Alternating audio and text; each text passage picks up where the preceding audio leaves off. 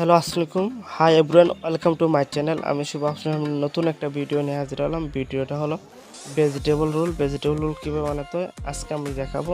তো let's go.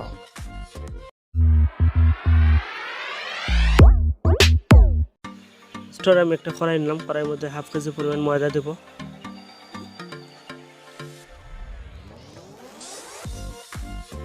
250 গ্রাম পরিমাণ arrowroot দেবো, যেটা বালি বলে অনেকে।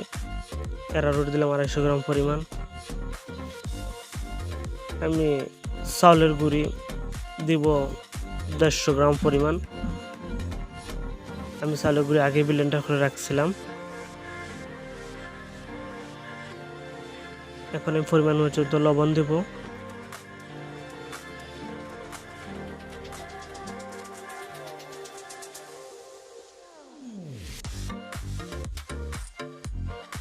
এখন পানি দিয়ে ভালোটিকে মিক্স করব।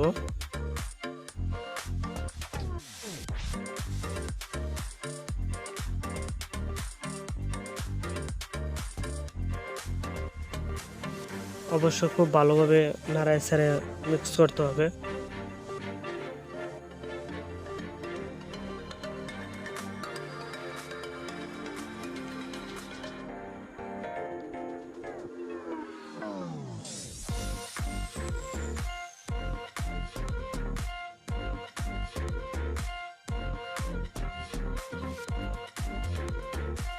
দেখেন খুব সুন্দরভাবে আমার রোলের পাত্তি হইতেছে।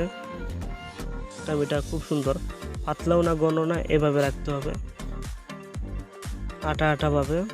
আবার বেশি ঘন হয়ে গেলে আপনার রোলের পাত্তি তোলার সময় রোল বানানোর সময় ফাইটটা যাবে, অনেক সময় পাত্তি উঠবে না। এভাবে পাতলাও না ঘনও না। আমি একটা নন স্টিক ফ্রাই প্যানের মধ্যে আগে একটু ফ্রাই প্যানটা হিট করে রাখছিলাম। তারপরে আমি রোলের খামিটা দিলাম। আপনারা অল্প হাঁচে ভাজবেন, তাহলে যখন রোলের পাত্তিটা হয়ে আসবে তখন সাইডে দিয়ে অটোমেটিক উঠে আসবে।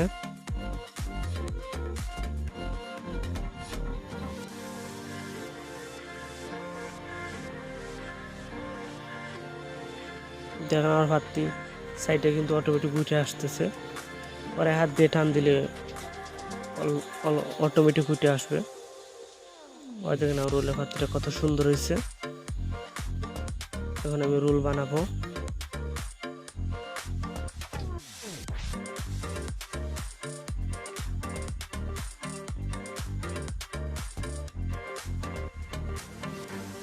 এখন আমি একটু ডিম লাগাবো যাতে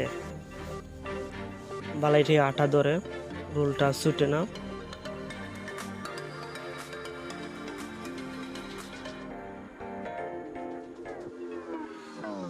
তো গাইস দেখেন আমার রোলটা কত সুন্দর হয়েছে। আমি এখন তেলে ভাজবো রোলগুলো। আমি আবার 4-5টা রোল ভাইজে আপনাদের দেখাইতেছি কত সুন্দর হয়, কত পারফেক্ট হয়।